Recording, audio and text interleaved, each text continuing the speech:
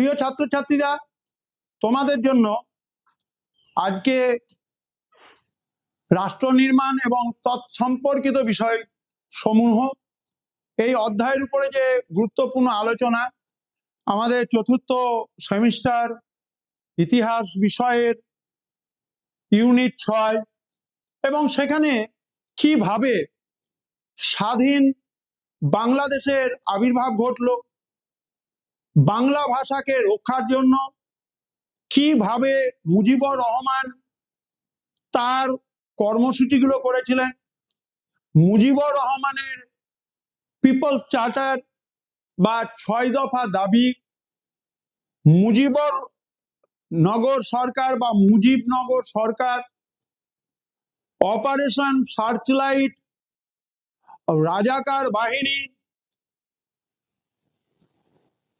বাংলাদেশের মুক্তিযুদ্ধে, স্বাধীন বাংলাদেশের আবির্ভাবে তৎকালীন প্রধানমন্ত্রী ইন্দিরা গান্ধী বা বাংলাদেশের মুক্তিযুদ্ধে ভারতের ভূমিকা কি ছিল, এই পর্ব পর্যন্ত তোমাদের সামনে আলোচনা করা হয়েছে, বিস্তৃতভাবে আলোচনা করা হয়েছে। 21শে ফেব্রুয়ারিকে কেন্দ্র করে যে আন্তর্জাতিক ভাষা দিবস, সে বিষয়ে তোমাদেরকে কবিতা গানের মধ্য দিয়ে ভাষাকে কেন্দ্র করে কিভাবে একটি জাতি, একটি নির্দিষ্ট ভাষার মানুষেরা কিভাবে ঐক্যবদ্ধ হচ্ছে এবং পশ্চিম পাকিস্তানের হাত থেকে পূর্ব পাকিস্তান নামটি কিভাবে পরিবর্তিত হয়ে পূর্ব বাংলাতে আসছে, সেক্ষেত্রে মুজিবুর রহমানের উদ্যোগ কি ছিল, মুজিবুর রহমান কি করতে চেয়েছিলেন, মুজিবুর রহমানের জাতির উদ্দেশ্যে যে ভাষণ সেখানে তিনি কি কি বলেছিলেন, মুজিবুর রহমানের যে অস্থায়ী সরকার তৈরি হয়েছিল, ইয়াহিয়া খান তার পতন হয়ে যাওয়ার পর যে অস্থায়ী প্রজাতান্ত্রিক সরকার বাংলাদেশে তৈরি হয়েছিল, সেই অস্থায়ী প্রজাতান্ত্রিক সরকার মুজিবুর রহমানের দেওয়া পিপলস চার্টারের যে 6 দফা দাবি, সেই 6 দফা দাবির সমস্তগুলোকে কিভাবে গুরুত্ব দিয়ে নতুন অস্থায়ী সরকারের রূপরেখা তৈরি করেছিলেন, সে বিষয়ে তোমাদেরকে কিন্তু আলোচনা আমি করেছি। এখন আলোচনা করব সেটা হচ্ছে যুদ্ধে শ্যাম মানেকশা।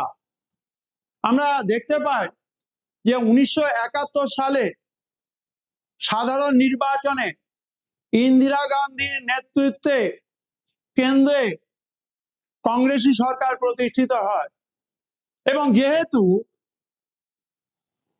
প্রধানমন্ত্রী ইন্দিরা গান্ধী বাংলাদেশের এই সমস্যাটিকে সম্মিলিত জাতিপুঞ্জে উত্থাপন করেছিলেন, আমেরিকা সহ অন্যান্য যারা দেশ ছিল তাদের দৃষ্টি আকর্ষণ করার চেষ্টা করেছিলেন এবং এই অবস্থায় ইন্দিরা গান্ধী বাংলাদেশের মুক্তির জন্য চেয়েছিলেন সরাসরি হস্তক্ষেপ করতে এবং ইন্দিরা গান্ধীর নেতৃত্বাধীন যে মন্ত্রিসভা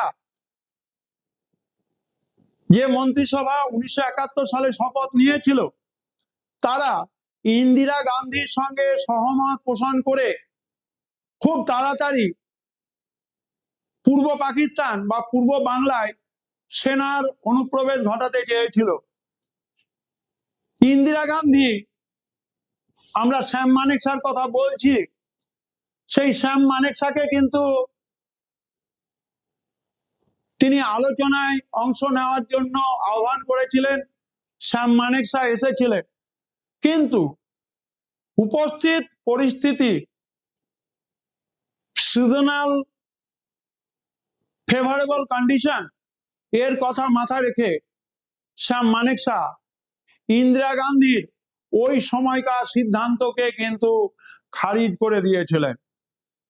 ভারতবর্ষের প্রধানমন্ত্রী তার দেওয়া এবং তার মন্ত্রিসভার অনুমোদন করা সিদ্ধান্ত সেনা বিভাগের সর্বোচ্চ পদাধিকারী শ্যাম মানেকশা তিনি খারিজ করে দিলেন। তিনি ব্যাখ্যা দিচ্ছেন তিনি ব্যাখ্যা দিয়ে কি বলছেন, বর্ষার শেষ এবং শীতের শুরুতে আক্রমণের পক্ষপাতী ছিলেন, কারণ সাম মানেকশা যে ব্লুপ্রিন্ট অপারেশন তৈরি করেছিলেন, অপারেশনের যে নীল নকশা তৈরি করেছিলেন, সেখানে বর্ষার সময় বাংলাদেশে কোনোভাবে সেনা অভিযান করা যুক্তিসঙ্গত নয়, এই ধারণা তুলে ধরেছিলেন। এবং প্রস্তুতি জন্য যে সময় দরকার, সেই সময়টা কিন্তু ইন্দিরা গান্ধীর পরিকল্পনা অনুযায়ী করলে সাম মানেকশার নেতৃত্বাধীন সেনা দপ্তর কিন্তু সেই সময়টা পেত না। সেই জন্য সাম মানেকশা ইন্দিরা গান্ধীকে বোঝাতে সক্ষম হয়েছিলেন যে বর্ষাকাল পেরিয়ে যাওয়ার পর এবং শীতের শুরুর আগে বাংলাদেশ অভিযান করবেন।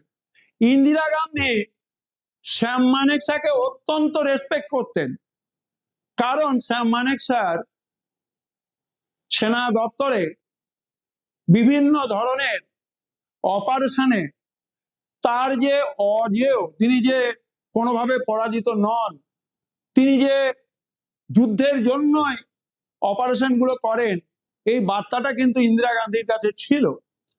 যার জন্য সাম মানেকশার দেওয়ার প্রস্তাব ইন্দিরা গান্ধী মেনে নিয়েছিলেন, এবং তাতে কি হয়েছিল, বাংলাদেশের মুক্তিযুদ্ধে ভারতীয় সেনাবাহিনী তার সর্বোচ্চ কৌশলকে প্রয়োগ করে সফল হতে পেরেছিল। এবং ভারত পাকিস্তান যুদ্ধ শুরু হয়, পশ্চিম সীমান্ত সামলে দিয়ে ভারত বাংলাদেশে আক্রমণ হানে। তারপর তোমরা জানো, বাংলাদেশের স্বাধীনতার সূর্য উদিত হয়।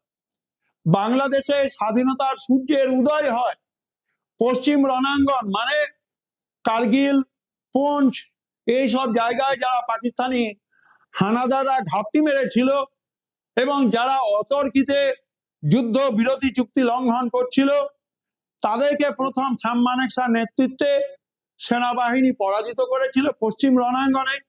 তারপর পূর্ব রণাঙ্গনে বাংলাদেশের মুক্তিযুদ্ধকে, মুক্তি আন্দোলনকে সাম মানেকশার নেতৃত্বাধীন সেনা দপ্তর সম্পূর্ণ করেছিল। বাংলাদেশের স্বাধীনতার সূর্য উদয় হয়েছিল এবং ইতিহাস তার সাক্ষী রয়েছে। সোভিয়েত রাশিয়া বাংলাদেশের সমর্থন এগিয়ে এসেছিল, কারণ সোভিয়েত রাশিয়ার সমর্থন ছাড়া বাংলাদেশের মুক্তিযুদ্ধকে আন্তর্জাতিক স্তরে স্বীকৃতি পাওয়াটা কিন্তু খুব মুশকিল ছিল। নেহেরুর আমল থেকে ভারত ছিল সোভিয়েতের বন্ধু। ভারত এই সময় সোভিয়েত রাশিয়ার সঙ্গে দীর্ঘ 20 বছরের জন্য পারস্পরিক সহযোগিতা চুক্তিতে আবদ্ধ হয়। ইন্দিরা গান্ধী কূটনৈতিক বুদ্ধির পরিচয় এখান থেকে আমরা পাই। নিরাপত্তা পরিষদে দুটো প্রস্তাব ভারতের পক্ষ থেকে যেরকম প্রেরণ করা হয়েছিল, ঠিক তেমনি চীন এবং মার্কিন যুক্তরাষ্ট্র তারা প্রস্তাব উত্থাপন করেছিল। যুদ্ধবিরতি, সেনা প্রত্যাহারের নির্দেশ দেওয়া হয়, সোভিয়েত রাশিয়া ভেটো দেওয়ায় এই প্রস্তাব শেষ পর্যন্ত কার্যকরী হয়নি। পূর্ব সীমান্ত অর্থাৎ পূর্ব বাংলাদেশে ভারতের সৈন্যরা অনেক বেশি উদ্যম, অনেক বেশি কর্ম উদ্যোগ দেখিয়েছিল। রাশিয়ার কাছ থেকে সামরিক এবং কূটনৈতিক সাহায্য, সমর্থন, সহানুভূতি পেয়েছিল।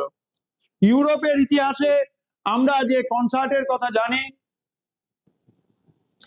বাংলাদেশের মুজিবুর রহমানের নেতৃত্বে যে সরকার গঠিত হয়েছিল, যে স্বাধীন বাংলাদেশের আত্মপ্রকাশ ঘটেছিল, সেই স্বাধীন বাংলাদেশের আত্মপ্রকাশে আমাদের মনে রাখতে হবে যে সোভিয়েত সাহায্য, ভারতের সাহায্য না থাকলে স্বাধীন বাংলাদেশের জয়যাত্রা এতটা ত্বরান্বিত হতো না।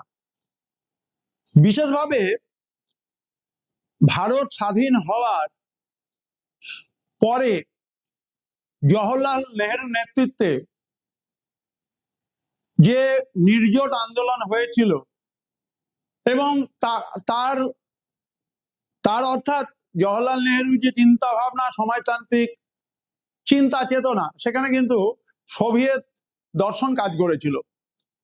ইন্দিরা গান্ধী যখন বাংলাদেশের মুক্তির বিষয়টিকে আন্তর্জাতিক প্রেক্ষাপটে জাতিসংঘের কাছে, সম্মিলিত জাতিপুঞ্জের কাছে পাঠালেন, তখন স্বাভাবিকভাবে আমরা দেখতে পাই যে সোভিয়েত সাহায্য কিন্তু আমরা পেয়েছিলাম। শুধু তাই নয়, এ যেন এক আবেগ ছিল। বাংলাদেশের স্বাধীনতা প্রাপ্তি গোটা পৃথিবীর মানুষকে আলোড়িত করেছিল, যার জন্য আমরা দেখতে পাই যে বাংলাদেশের মুক্তিযুদ্ধকে কেন্দ্র করে ইউরোপে যে দ্য কনসার্ট ফর বাংলাদেশ তৈরি হয়েছিল। প্রবাদ প্রতিম সেতার বাদক রবিশঙ্কর ভারতবর্ষের, বিটলস খ্যাত জর্জ হ্যারিসনের উদ্যোগে 1971 সালে 1 আগস্ট নিউ ইয়র্কের ম্যাডিসন স্কোয়ার গার্ডেনে অনুষ্ঠিত হয় দ্য কনসার্ট ফর বাংলাদেশ। কেন? এই কনসার্ট করে বাংলাদেশের মুক্তিযুদ্ধে যে অর্থনৈতিক সম্পদ ধ্বংস হয়েছে, যুদ্ধের ফলে যে পরিমাণ কৃষিক্ষেত্র বা প্রোডাক্টিভ সেক্টরের সর্বনাশ ঘটেছে, তার রিহ্যাবিলিটেশন বা তার রিকভারি প্রয়োজন ছিল, যার জন্য অর্থের দরকার। এই অর্থ ভান্ডার তৈরি করার জন্য দ্য কনসার্ট ফর বাংলাদেশ এরকম একটি প্রোগ্রাম লঞ্চ করানো হয়েছিল, এবং পৃথিবী বিখ্যাত যারা সঙ্গীত শিল্পী, পৃথিবী বিখ্যাত যারা সেতার বাদক, তারা কিন্তু এখানে এসেছিলেন। আমরা নামগুলো বলছি: বাংলাদেশের মুক্তিযুদ্ধকে সমর্থন, দুর্গত শিশু শরণার্থীদের ত্রাণ তহবিল, এবং দুটো ভাগে এই সঙ্গীত হয়েছিল। পণ্ডিত রবিশঙ্কর, আলী আকবর খান, আল্লাহ রাখা খান, জর্জ হ্যারিসন, রিঙ্গো স্টার, বিলি প্রিস্টন, এরিক ক্ল্যাপটন, বব ডিলানের মতো আন্তর্জাতিক খ্যাতিসম্পন্ন দিকপাল সঙ্গীত শিল্পীরা বাংলা লোকসঙ্গীতের সুরে বাংলা ধন, জর্জ হ্যারিসন গেয়েছিলেন বাংলাদেশ নামের গান। ভাবো, কোথায় বাংলাদেশ পূর্ব পাকিস্তানের নামে, পাকিস্তানেরই একটা শাখা হিসেবে, পূর্ব বাংলা হিসেবে পরিচিতি বর্তমানে, এবং তা আন্তর্জাতিক অ্যাপিল। দেখো, বাংলাদেশের যে ভাষার ব্যাপারটা, ভাষাকে কেন্দ্র করে একটা জাতি স্বনির্ভর স্বাধীন জয়যাত্রা, এবং একটা রাজনৈতিক দল এবং তার নেতৃত্বে থাকা মুজিবুর রহমান, তিনি যেভাবে আন্তর্জাতিক জগৎকে আলোড়িত করতে সক্ষম হয়েছিলেন, এটা কিন্তু কল্পনা করা যায় না। 40,000 মানুষ ভিড় জমেছিল। যুক্তরাষ্ট্রীয় সরকার পাকিস্তানের পক্ষে থাকলেও সেই দেশের অসংখ্য নাগরিক সেদিন বাংলাদেশকে সমর্থন করেছিল। এই অনুষ্ঠান থেকে প্রাপ্ত $2.5 লক্ষ মার্কিন শরণার্থীদের জন্য ব্যয় করা হয়। অর্থ সাহায্য পেয়েছিল স্বাধীন বাংলা বেতার কেন্দ্র। একটি দেশের মুক্তিযুদ্ধকে সমর্থন করার জন্য পূর্ব পশ্চিমের শিল্পীদের এইভাবে হাতে হাত মেলানো ঘটনা বিরল। রাশিয়ার উপস্থিতি আমেরিকা চীনকে সংযত করেছিল। আমি বললাম যে ভারতবর্ষে যে 1971 সালে ভারত এবং পাকিস্তান যুদ্ধ, এর পিছনে প্রত্যক্ষ এবং পরোক্ষ, সরাসরি হতে পারে, পরোক্ষভাবে হতে পারে, মার্কিন যুক্তরাষ্ট্র এবং চীনের কিন্তু মদত ছিল। না হলে সেই সময় পাকিস্তানে গৃহযুদ্ধ চলছে, এরকম গৃহযুদ্ধের পরিস্থিতিতে পাকিস্তান নিজের দেশকে সামাল না দিয়ে ভারতবর্ষ আক্রমণের পরিকল্পনা করছে, মূলত হানাদার বাহিনী দিয়ে। যতটা না সেখানে পাকিস্তানি সরাসরি যুক্ত ছিল, তার থেকে অনেক বেশি পরিমাণে ছিল পাকিস্তানের সমর্থনে আসা হানাদাররা, এবং তারা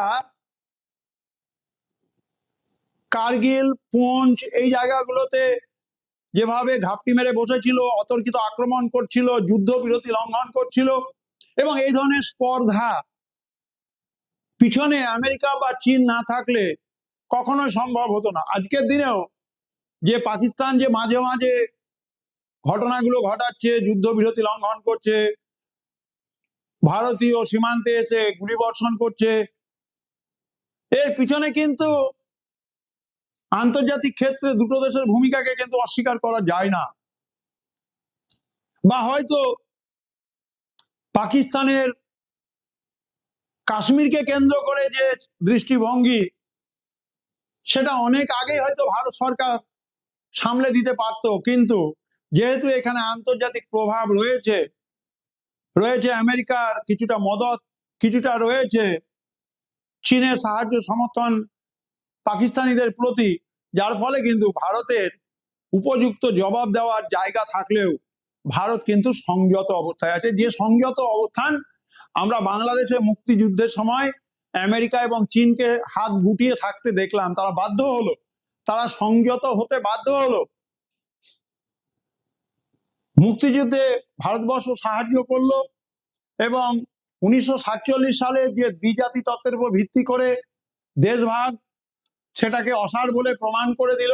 বাংলাদেশ দ্বিজাতি তত্ত্বের প্রবক্তারা বাঙালি মুসলিমদের উপর কি অত্যাচার, কি আচরণ করেছিল ভারতীয় মুসলিমদের কাছে, সেটা স্পষ্ট হয়েছিল। ইন্দিরা গান্ধী তার ব্যক্তিগত ক্যারিশমা দিয়ে আন্তর্জাতিক কূটনীতিকে প্রভাবিত করতে পেরেছিলেন এবং বাংলাদেশকে যোগ্য সাহায্য সমর্থন, সেনা দপ্তর থেকে একটা দেশের স্বাধীনতার জন্য যা যা পদক্ষেপ করা উচিত তা তিনি কিন্তু করতে সক্ষম হয়েছিলেন। দেশের ভিতরে এই বাংলাদেশের মুক্তিযুদ্ধে বাংলাদেশকে সাহায্য সমর্থন দিয়ে ইন্দিরা গান্ধীর জনপ্রিয়তা কমেনি, ইন্দিরা গান্ধীর জনপ্রিয়তা বেড়েছিল এবং কংগ্রেস দলের মধ্যে ইন্দিরা গান্ধীর অবস্থান মজবুত হয়েছিল। এবং এই মুক্তিযুদ্ধকে কেন্দ্র করে ভারত এবং পাকিস্তানের সম্পর্কটা কোন জায়গায় দাঁড়াচ্ছে, পাকিস্তান কিন্তু এটাকে ভালোভাবে নেয়নি যে ভারত বাংলাদেশকে মুক্তিযুদ্ধে সাহায্য করছে, এটা কিন্তু ভালোভাবে নেয়নি। কারণ পশ্চিম পাকিস্তান, পূর্ব পাকিস্তান বা পূর্ব বাংলার উপরে যে তার আধিপত্য রেখেছিল, সেই আধিপত্য তার শেষ হয়ে যাচ্ছে, এটা কিন্তু পশ্চিম পাকিস্তান মেনে নিতে পারেননি। ভারতের তত্ত্বাবধানে পাকিস্তান ভাগ এবং বাংলাদেশের জন্ম বরং ভারত পাকিস্তান সম্পর্ককে আরো তিক্ত করে দেয় এবং দেখা গেল যে ভারত এবং পাকিস্তান এই ঝামেলা কিন্তু রয়ে গেল। আমরা দেখতে পেলাম ইন্দিরা গান্ধী পশ্চিম পাকিস্তানের নবনির্বাচিত প্রধানমন্ত্রী জুলফিকার আলী ভুট্টোর সঙ্গে একটা সমঝোতা বা বোঝাপড়ায় উদ্যোগী হন। এর পরিণতি হচ্ছে 1972 সালের সিমলা ঘোষণা। এবং এই সিমলা ঘোষণা তোমাদের জন্য 3 নম্বরের প্রশ্ন বা 4 নম্বরের প্রশ্ন টিকা হিসেবে তোমরা তৈরি করতে পারো। সিমলা চুক্তিতে কি বলা হয়েছিল 1972 সালে? দেখো, দুটো দেশ পারস্পরিক বিরোধের অবসান ঘটিয়ে বন্ধুত্বপূর্ণ সম্পর্ক তৈরি করবে। এটা হচ্ছে একটা নাটক করা। পাকিস্তান কোনোদিনই ভারতের বন্ধু হতে পারে না, কারণ জন্ম লগ্ন থেকে ভারতবর্ষের শত্রু হচ্ছে পাকিস্তান।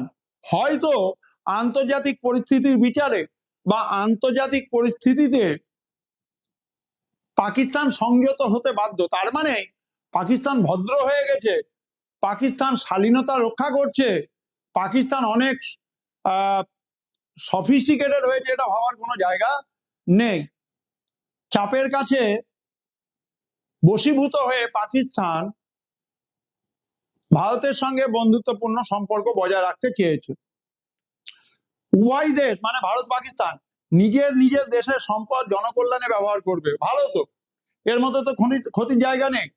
যে পাকিস্তানের যে প্রাকৃতিক সম্পদ, অর্থনৈতিক সম্পদ, সেটা পাকিস্তান তার দেশের মানুষের জন্য ব্যবহার করবে, ভারত তার জায়গায় ব্যবহার করবে, এটা খুব ভালো জায়গা।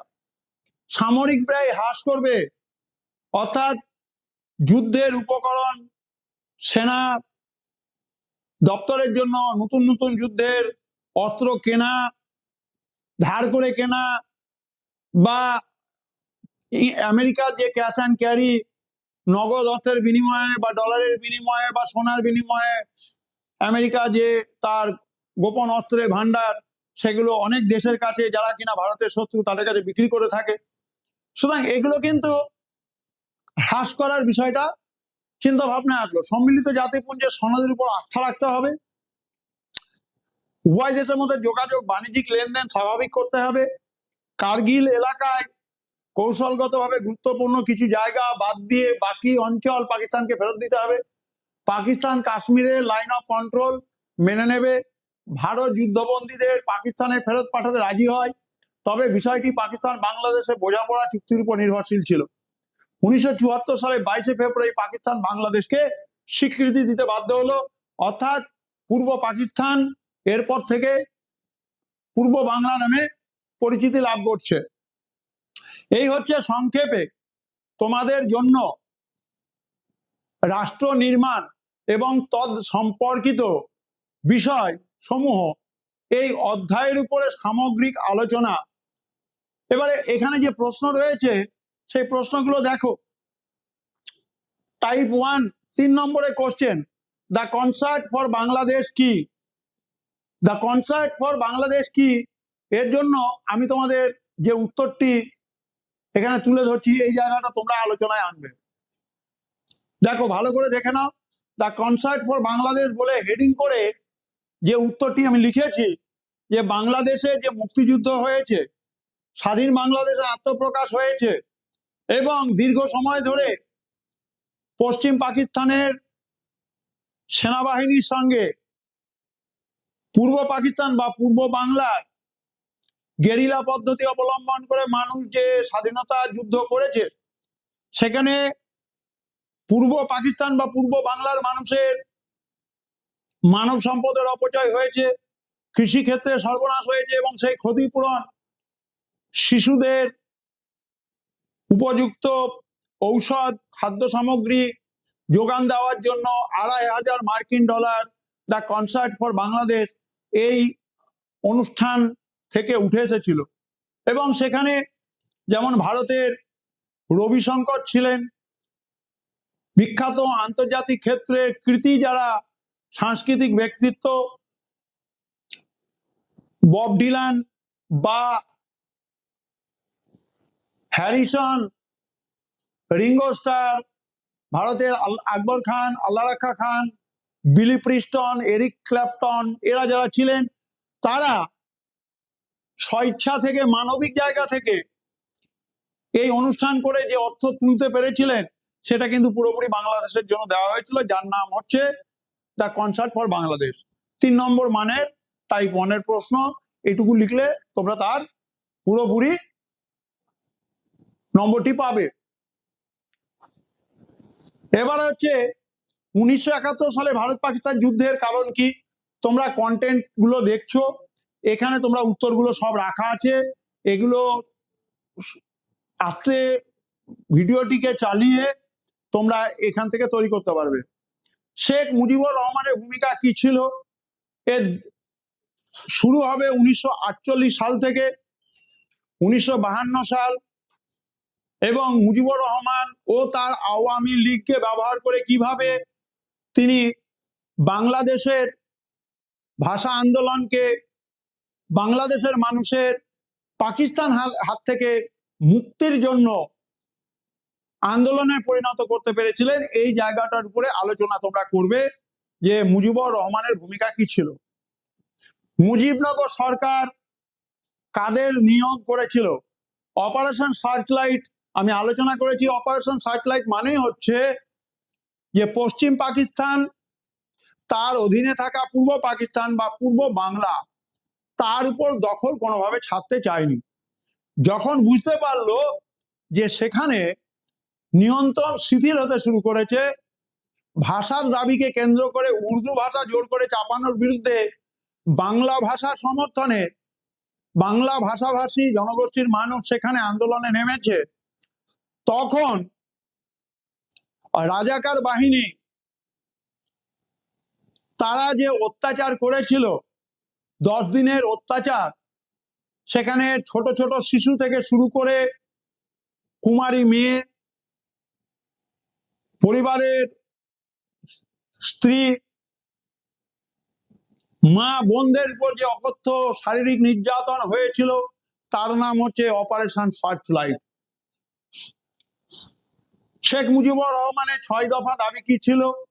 এই 6 দফা দাবি আলোচনা করতে গেলে তোমাদেরকে আমি বলবো যে এখানে তোমাদের স্ক্রিনে আমি আলোচনা করে দিয়েছি মুজিবুর রহমানের 6 দফা দাবি।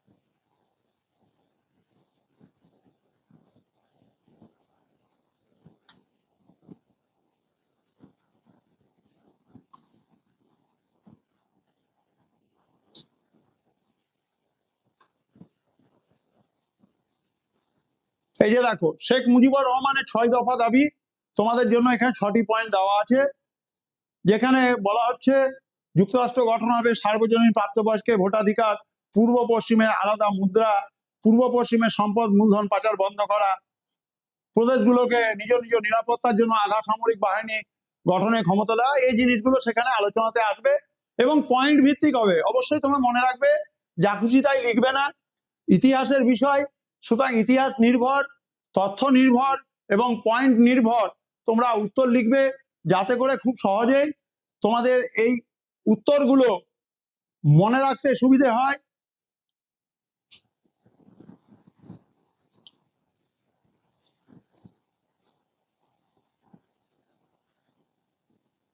তারপরে দেখো, মুক্তিবাহিনী আলোচনা করেছি, 1952 সালে ভাষা আন্দোলন, এইভাবে এখানে আলোচনা করা হয়েছে। এটা হচ্ছে টাইপ 1, 3 নম্বর মানের প্রশ্ন। এরপরে দেখো 4 নম্বর মানের প্রশ্ন, বাংলাদেশের মুক্তিযুদ্ধে শেখ মুজিবুর রহমানের ভূমিকা, ধর্ম নয় বাংলাদেশে জন্ম প্রমাণ করেছিল দ্বিজাতি তত্ত্ব অসার। এইভাবে এখানে 15টি প্রশ্ন রয়েছে।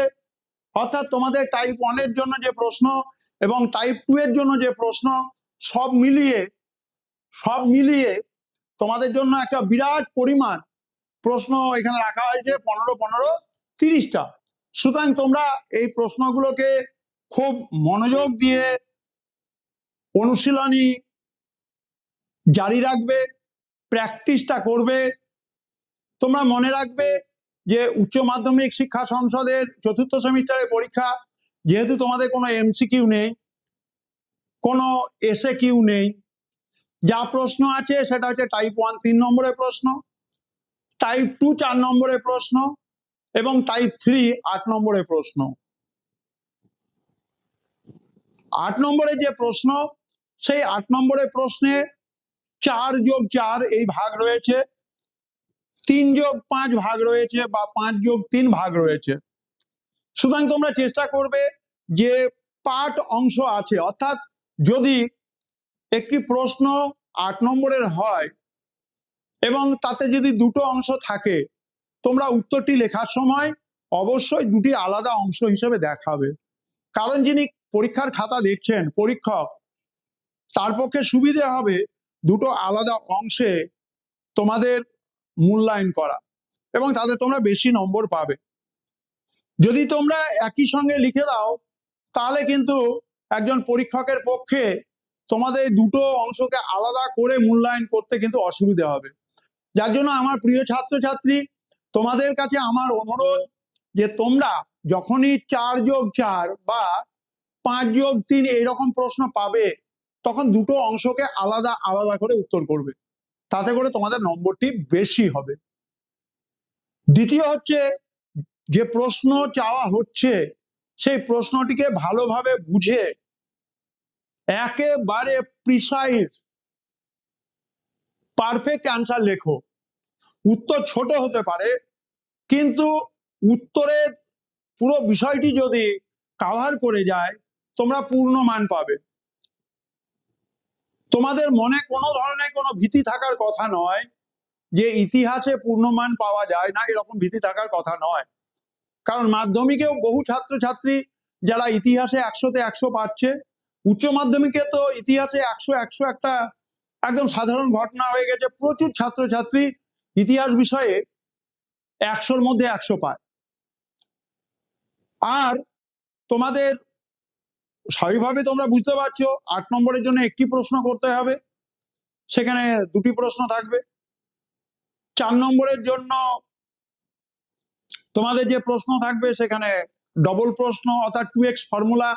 আমাদের উচ্চ মাধ্যমিক শিক্ষা সংসদে মাননীয় সভাপতি স্যার তোমাদের নোটিফিকেশন অনেক আগে করে দিয়েছেন এবং সেই অনুযায়ী তোমরা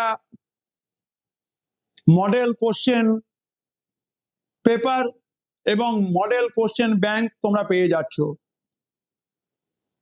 প্রায় বেশিরভাগ সাবজেক্ট তারা তাদের যারা বিশেষজ্ঞ শিক্ষক শিক্ষিকা ছিলেন তাদের মাধ্যমে মডেল কোশ্চেন পেপার এবং মডেল কোশ্চেন ব্যাংক তৈরি করে দিতে সক্ষম হয়েছেন। তোমরা ডিসেম্বর মাসের মধ্যেই পেয়ে যাবে। আমি তোমাদের সঙ্গে চতুর্থ সেমিস্টারের গত আজকের দিন ছাড়া এর আগে পর্যন্ত 17টি ভিডিও উচ্চ মাধ্যমিক শিক্ষা সংসদের ইউটিউব চ্যানেলে ইতিমধ্যে আপলোড করে দেওয়া হয়েছে। 6 তারিখে যে ভিডিওগুলো হয়েছিল সেগুলো 9 তারিখের দিকে আপলোড হয়েছে এবং সর্বমোট চতুর্থ সেমিস্টারের জন্য ইতিহাস বিষয়ের সর্বমোট ভিডিও সংখ্যা 17টি, আজকেরটি বাদ দিয়ে। আশা করছি আজকে যে ভিডিও হয়ে গেল এটি হয়তো 3-4 দিনের মধ্যেই আপলোড হয়ে যাবে এবং তোমরা এই ভিডিওগুলোতে যে সমস্ত প্রশ্ন, যে সমস্ত অধ্যায় নিয়ে আলোচনা হয়েছে সেগুলোকে নির্ভুলভাবে জানার চেষ্টা করবে, উত্তরগুলোকে তৈরি করার চেষ্টা করবে। কারণ আমি তোমাদের জন্য স্ক্রিনে কিন্তু প্রত্যেকটা অধ্যায়ের উপরে প্রশ্ন ক্যাটালগ করে দিয়েছি, কোশ্চেন ব্যাংক হিসেবে তুলে ধরেছি, যাতে করে তোমরা অনেক সময় পাচ্ছ। তৃতীয় সেমিস্টার যখন পরীক্ষা হয়েছে তার আগে উচ্চ মাধ্যমিক শিক্ষা সংসদ ব্যক্তিগতভাবে একজন বিষয় শিক্ষক হিসেবে, অভিজ্ঞ শিক্ষক হিসেবে, এক্সপার্ট শিক্ষক হিসেবে আমাকে তোমাদের জন্য এনেছিলেন। আমি অতি অল্প সময়ের মধ্যে তোমাদের জন্য থার্ড সেমিস্টারের সম্পূর্ণ ভিডিও কিন্তু কভার করেছিলাম এবং অত্যন্ত আনন্দের বিষয় যে উচ্চ মাধ্যমিক শিক্ষা সংসদ ইতিহাস বিভাগ থেকে প্রথম চতুর্থ সেমিস্টারের যে ভিডিও, চতুর্থ সেমিস্টারের যে কন্টেন্ট, সেটাকে পুরোপুরি তোমাদের সামনে তুলে দিতে সক্ষম হচ্ছেন। আমি আন্তরিকভাবে আমাদের উচ্চ মাধ্যমিক শিক্ষা সংসদের মাননীয় সভাপতি স্যার, মাননীয়া সচিব মহাশয়া, আমাদের deputy secretary academic section, assistant secretary academic section এবং যারা উচ্চ মাধ্যমিক শিক্ষা সংসদের বিভিন্ন শাখাতে যুক্ত থেকে আমাদের এই ইউটিউব চ্যানেলটিকে বিভিন্নভাবে সমৃদ্ধ করেছেন, তাদেরকে আমি আমার আন্তরিক কৃতজ্ঞতা, আন্তরিক শ্রদ্ধা জানাই, আন্তরিকভাবে তাদেরকে অভিনন্দন জানাই, অকুণ্ঠ ভালোবাসা জানাই যারা আমার সঙ্গে এই দীর্ঘ সময় ইউটিউব স্টুডিওতে ছিল। সেই সমস্ত আমাদের বন্ধুদেরকে আমরা অনেক অনেক ধন্যবাদ জানাই, ভালোবাসা জানাই। সব থেকে বড় কথা, তোমাদের জন্য উচ্চ মাধ্যমিক শিক্ষা সংসদ ফোর্থ সেমিস্টারের 30-এর উপর যে বিষয়, কোর বিষয়, সেই বিষয়গুলোর model question paper, model question bank December মাসেই তুলে দিতে চলেছে। কিছু কিছু বই ইতিমধ্যে চলে এসছে। আমাদের স্মার্ট যে বুক স্টল রয়েছে সেই স্মার্ট বুক স্টলে তোমরা পেয়ে যাবে। আমাদের উচ্চ মাধ্যমিক শিক্ষা সংসদের বিদ্যাসাগর ভবনের নিচের তলায় গ্রাউন্ড ফ্লোরে রয়েছে, সেখান থেকে তোমরা যোগাযোগ করে সংগ্রহ করবে। এবং যে বইগুলো সামনে আসতে চলেছে, model question paper, model question bank, সেগুলোও কিন্তু আমাদের বুকমার্ক যেটা রয়েছে উচ্চ মাধ্যমিক শিক্ষা সংসদের বিদ্যাসাগর ভবনের গ্রাউন্ড ফ্লোরে, সেখান থেকে তোমরা সংগ্রহ করতে পারবে। এবং সব থেকে বড় কথা, শীতের মরশুম, তোমরা যে সময় পরীক্ষা দেবে সেই সময় কিন্তু শীত থাকবে কিছুটা, সুতরাং নিজেদের শরীরের দিকে নজর রাখবে। সর্দি, কাশি, জ্বর এগুলোর ফলে তোমাদের যাতে করে পড়াশুনোয় প্রস্তুতির কোনো ব্যাঘাত না ঘটে, তার জন্য নিজেরা যতটা সম্ভব সচেতনভাবে চলাফেরা করবে। সবাই ভালো থাকবে, সুস্থ থাকবে। সবাইকে শুভেচ্ছা জানিয়ে শেষ করছি।